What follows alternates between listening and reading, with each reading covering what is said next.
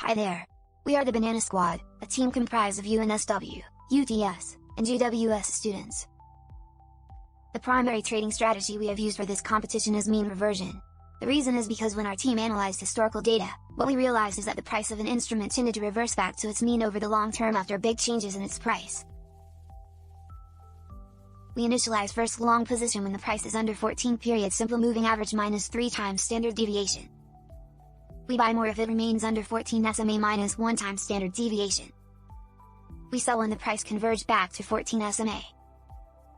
We initialize first short position when the price is over 14 period simple moving average plus 3 times standard deviation.